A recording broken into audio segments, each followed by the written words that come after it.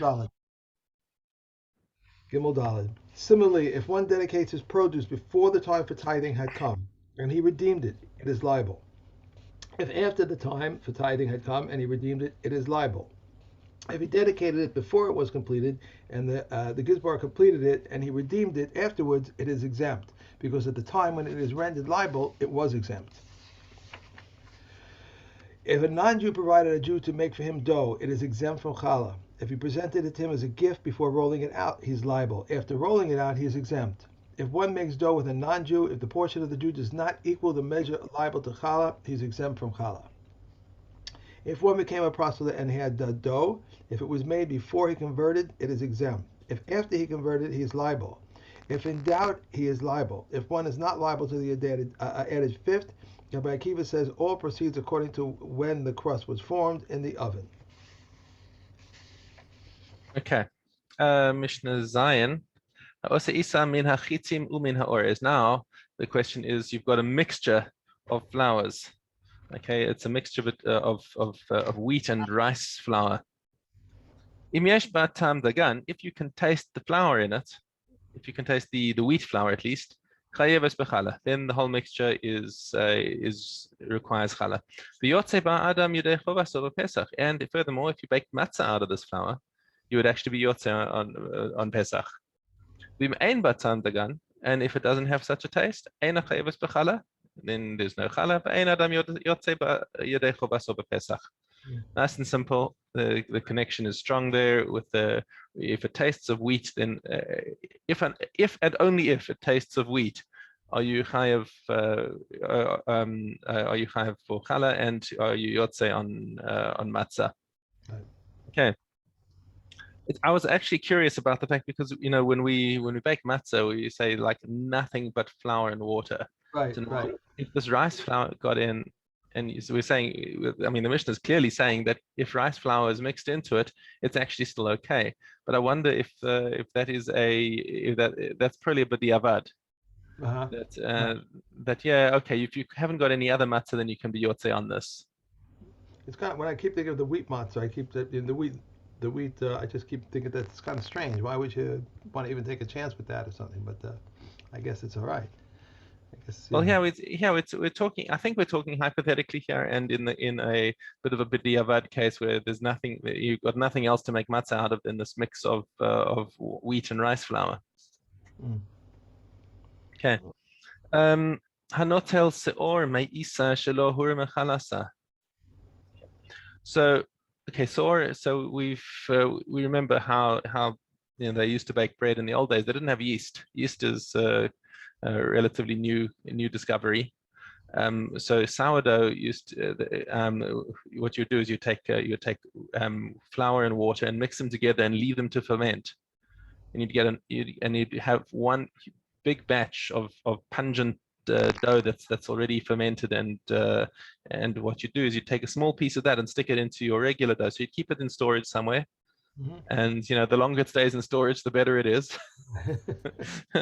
Okay, and then every time you make a batch of dough, you take a small piece of the sourdough, stick it in, and wham! It starts the rising process much more quickly. Okay, so that's sourdough. Okay, so now he's got so this guy makes a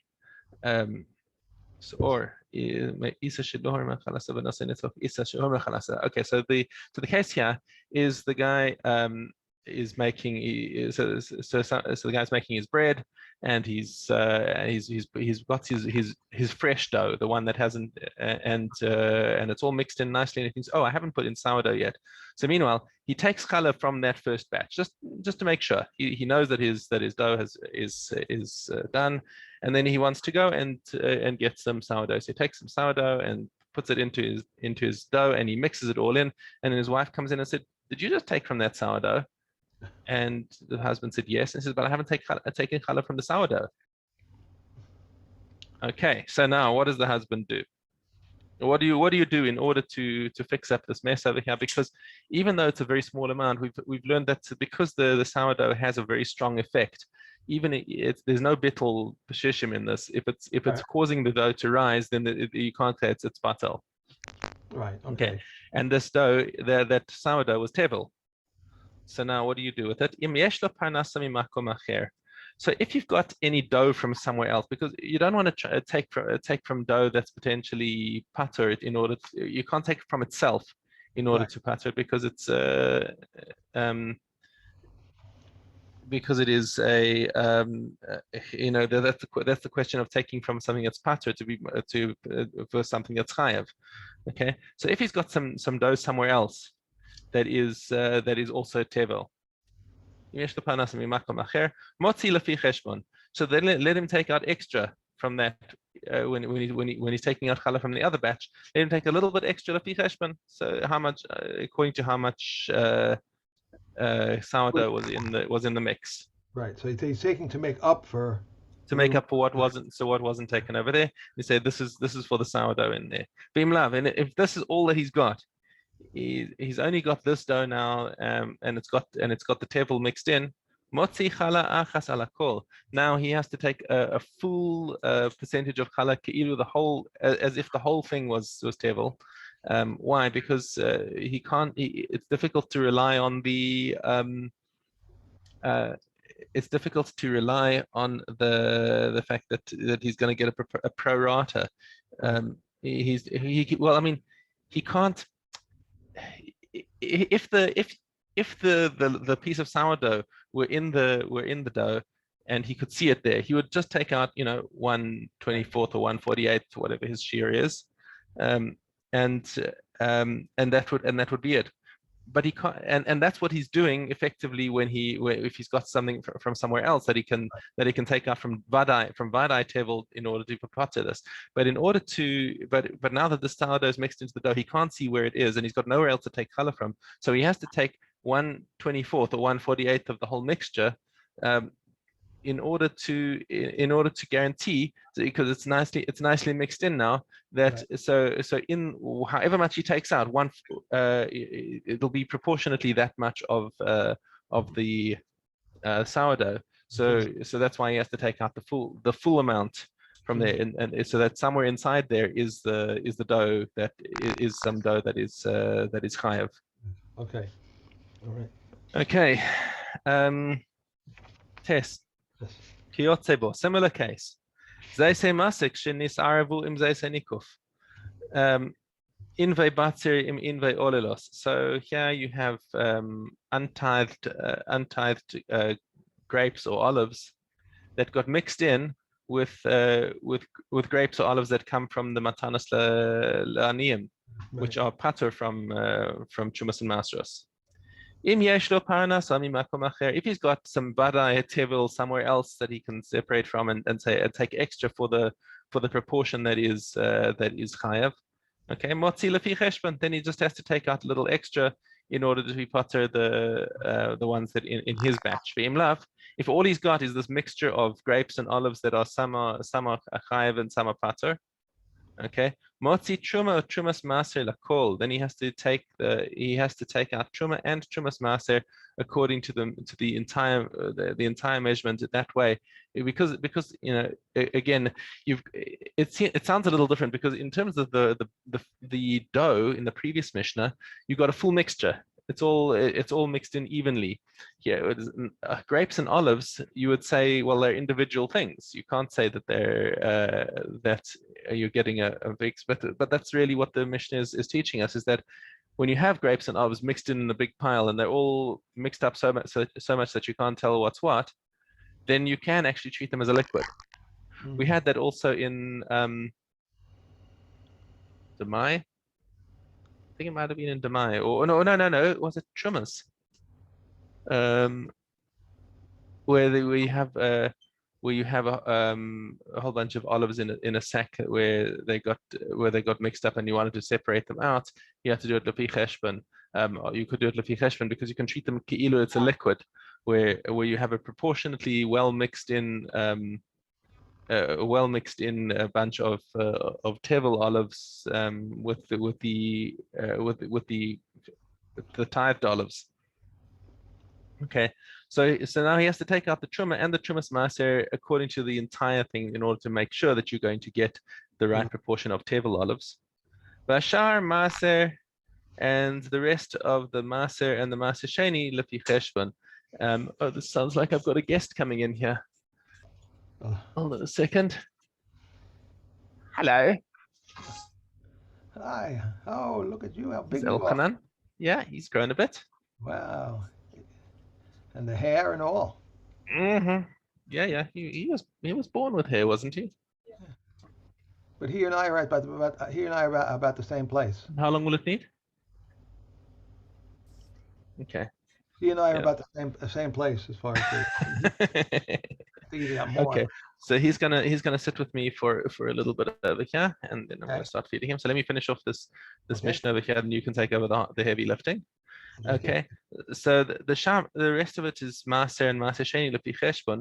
So this, even though he is separating according to the whole, because you can't separate Trumas Maser without taking out the Maser Rishon first.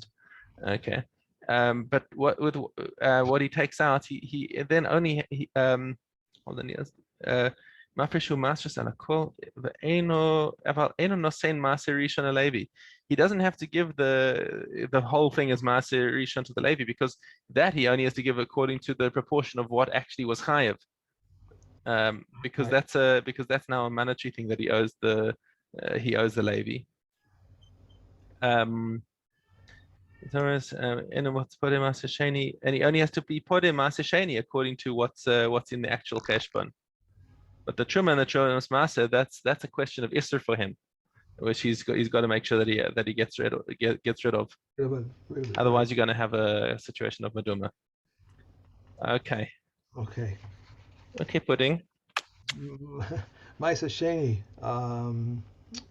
Okay. We have here we are. Yeah. Yochanan the high priest abolished the Maisa confession. He also abolished the awakeners and the strikers. Until his days, the hammer used to beat in Yerushalayim, and in his days, no one needed to ask concerning Demai. Right. So those are his takanas that he sorted out. Remember the discussion of what they were. I'm not going to go into it right now. Right. But Hajan Alach Masefes Maser Sheni.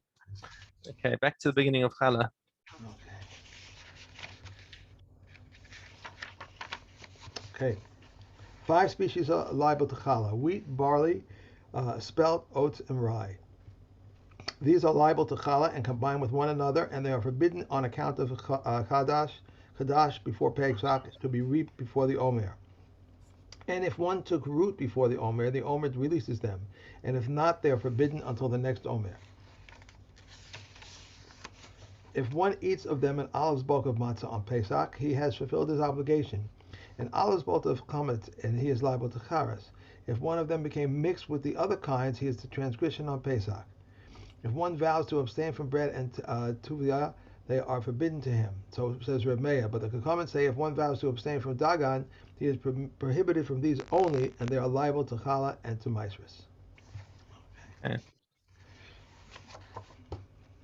My older granddaughter here loves spelt bread, so I get a spelt bread on for Shabbos. It's so expensive. I couldn't believe how it was like 19 shekels or 18 shekels. You can get much cheaper spelt bread than that.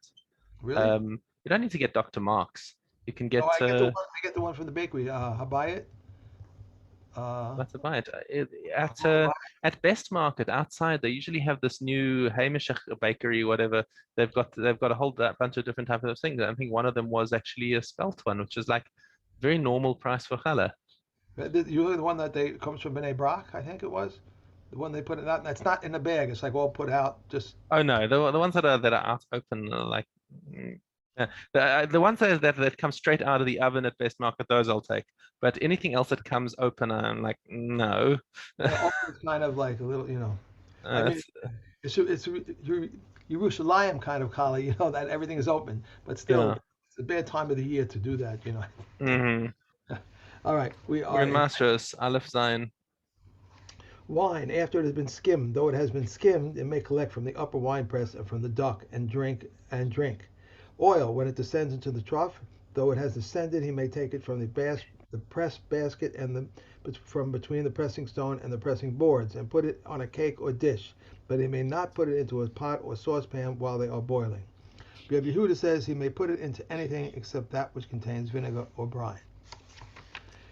A cake of figs which he has smoothed it down. When he has smoothed it down, one may smooth down with figs or grapes of tevel. Rabbi Yehuda forbids this. If it is smoothed down with grapes, it is not rendered susceptible to uncleanliness. And Rabbi Yehuda says it is rendered susceptible. Dry figs, when they are stamped down and in a store bin when they are pressed together, If one was stamping it down on a jar or pressing it together in a store bin, and the jar broke and the store bin opened, he may not eat from them a chance meal. Rabbi Yossi permits. If one was passing through the street and said, "Take yourselves some figs," they may eat and are exempt. Therefore, if they brought them into their homes, they tie them as definite. Take and bring them into your homes, they may not eat of them on a chance meal. Therefore, they took them into their houses, and they tied them only as demai. Right, so this is talking about when an Amaharetz is going around telling people. So when he's saying, when even the Amaharetz is saying, you should only eat this in the street, then you know that they're vadai. So then, so you can eat them in the street, and they're vadai table to separate from them. But if he says no, it's okay, you can take them home. In other words, he's saying that he's tied them. So there we say we don't really believe him, and therefore he says it's a chumrah. We know that they've reached the honor of Maser, and they're chayiv in Maser, and B, that we don't trust that he's taken the Maser, so you have to do tikkun of them as demai. Okay. Let me see. Oops, what's up? Did you just have a little hiccup? Okay. Okay, Kilayim Aleph Daled. Aleph Daled. As for trees, pears, and small wild pears, and quince and sorb apples are not kalayim one with the other. The apple and the crab apple, peaches and almonds, jujubes and lotes, though they resemble one another, are kalayim with one another. Horseradish and radish, mustard and wild mustard, and Greek gourd with Egyptian gourd are bitter apple. Though they are similar one to the other, they are kalayim with the other.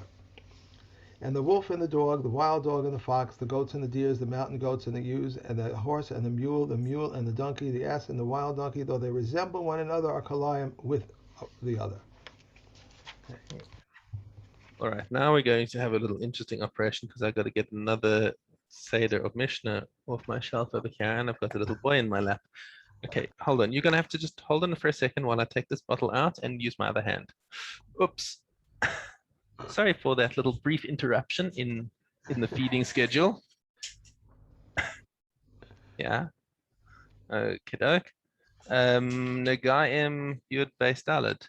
It's better than doing a diaper change right now. So yeah, that probably would not be happening on camera. Right. Wood enough to build a threshold. Rabbi Yehuda says enough to make a sandal behind the threshold. Clay enough to put between the cracks. Walls of a feeding trough and partition walls do not become tummy from the Gayim. Yerushalayim and outside the land of Israel do not become tummy from the Gayim. How is a house examined? The one who owns the house shall come to tell the Kohen, saying, something like a nega has appeared to me in the house. Even a scholar who knows that it is definitely a nega should not decree. A nega has appeared on my house. Rather, he should say, something that appears like a nega has appeared on my house. And the Kohen shall command, and they shall empty out the house before the Kohen comes to examine the nega, so that everything in the house does not become tameh. And then the Kohen shall come to examine the house, even bundles of wood and bundles of reeds. These are the words of Reb Yehuda. Reb Shimon says, the Shoah says, is the Torah keeping him busy clearing out his house? The mayor said, what property of his becomes tameh? If you will say his wooden utensils, his clothing, and his metal objects, he immerses them and they become tahor. What about items which the Torah was concerned with? About his earthenware utensils, his small jug, and his oil dropper? If the Torah is so concerned for his insignificant property, how much more for his precious possessions? If so, for his money, how much more for the lives of his sons and daughters? If so, for an evildoer, certainly for a righteous person. The Kohen does not go into his own house to confine, nor does he stand inside the house that contains the nega to confine. Rather, he stands next to the entrance of the house that contains the nega and confines as stated. And the Kohen shall leave the house to the entrance of the house, and he will confine the house for 7 days. He returns at the end of the week and examines the house. If it is bread, the Kohen commands that they remove the stones that have nega and throw them outside the city to a tamei place. And they shall take other stones to replace the removed stones, and he shall take other clay and plaster the house. He does not take stones from this side of the house and build them into the other side, nor does he take clay from this side and build it into the other side, nor does he take lime. Two stones are not replaced with one stone, and not one stone with two, but two, three, or four stones can be replaced with two. From here they say, woe to the evildoer and woe to his neighbor. Both owners remove the afflicted stones, scrape around them, and place the new stones. However, he alone brings clay, as it is stated, and he shall take other clay and plaster the house. His neighbor does not assist him in the plastering. The Kohen returns at the end of the week to examine the house. If the nega returned, uh, if the nega returned, Hold on, new yeah, one. that's the next Mishnah. That's already the fourth Mishnah. All right. Okay. Sorry, I'm a little distracted over here. Good distraction. Reb Okay. Meir says, whoever engages in the study of Torah for its own sake merits many things. Moreover, the whole entire world is worthwhile for his sake. He is called friend, beloved, and he loves the omnipresent, and he loves his creatures. He gladdens the omnipresent, he gladdens his creatures. The Torah clothes him in humility and fear of God, and makes him to be fit to be righteous, devout, fair, and trustworthy person. Distances from sin and draws him near to merit. And they enjoy from him counsel and wisdom, understanding and strength, as it is said, with me there is counsel and wisdom, I am understanding, with me is strength. It gives me kingship and dominion and analytical judgment. And they reveal to him secrets of the Torah, and he becomes like a steadily strengthening wellspring, and like a river that does not cease. He will be discreet, patient, forgiving, of insult to himself, and he makes him great. It makes him great and exalts him above all things. Rabbi Yeshua ben Levi says, on each and every day a bas kol emanates from Mount Chorev, and it proclaims and says, woe to them, the people, because of the disgrace of the Torah. For anyone who does not engage in Torah study is called banned. As it is stated, like a golden ring in the snout of a pig, so is the beautiful woman whose good sense has departed. And it says, the tablets were God's handiwork, and the script was the script of God, engraved upon the tablets. Do not read the word as charis engraved, but as cheres, freedom. This teaches that there is no free person except for one who engages in Torah study, or even a single letter of Torah must treat him with honor. For so we find in the case of David, king of Israel, who learned nothing from Itophel. Good, thank you. Okay, except two things. Yet he has called him his teacher, his mentor, and his advisor, as is stated, but you are a man of my measure, my mentor, and my advisor. And does not the matter lend itself to a Kal Vachomer? If David, king of Israel, who learned nothing from Ahithophel, except two things, called him his teacher, his mentor, and advisor, one who learns from his colleague one chapter, one law, one verse, one word, or even just one letter, how much more he must treat him with honor. And honor is due only for Torah, as it is stated. Honor is inherited by the wise, and the perfect inherit good. And good refers only to Torah, as it is stated, for I have given you a good teaching, do not forsake my Torah. Okay. All right. All right. And then We have Kasubas. Sivas, yeah, Aleph Yud. Said Reb Yossi, there was an incident concerning a young girl who went down to draw water from a spring and was violated. Said Reb Yochanan ben Nori, if most men of the city may marry off their daughters to Kohanim, this one may marry a Kohen. Right. The question was of so it follows on from what we were saying, like if we don't know what the facts are, we can go after the rov of who might have done it to her, in which case she's still permitted to the Kohana. And wait, something was wrong. Okay, here we go. A woman who is widowed or divorced and says, you married me as a virgin, and he says, not so, I married you as a widow. If there are witnesses that she went out with a veil and with her hair untied, her ketubah is 200 zuz. Rabbi Yochanan ben Broka says the distribution of parched grain is also proof. And Rabbi Yeshua admits that if one says to another, this field was your father's and I bought it from him, and that he is believed, for the one that created the liability is the one that undid it. Right, so the Pesha Aser or Pesha Hitter, that's we're going to see a lot of Pesha Aser or Pesha Hitter. We just saw one recently, where was it, in I mean, we've had so many cases of these Pesha Asa or Pesha Heter, is that we normally wouldn't have believed him if he just said that it was Mutar, if we knew it was Asa by ourselves. But since he himself is telling us that it's Asa, he could have just kept quiet, and we would have been permitted to eat it. So he says it's Asa, but he has the Heter, and then we believe him anyway. See, they created where I forgot where it was. Right. The field was your father's, and I bought it from him, and he is believed. For the one who had created the liability is the one that undid it. If, however, there are witnesses that it was his father's, and he says, I bought it from him, he is not believed. Right, because then he doesn't have a Pesha Asa, so Right. therefore he also doesn't have a Pesha Heter. Okay. Okay. Okay. Enjoy your baby. Okay, Elchanan, say goodbye to Eliezer. Goodbye. Goodbye. Bye-bye. Bye. He's waving. Enjoy your babysitting. Thank you. Hey. Bye. Bye. Bye.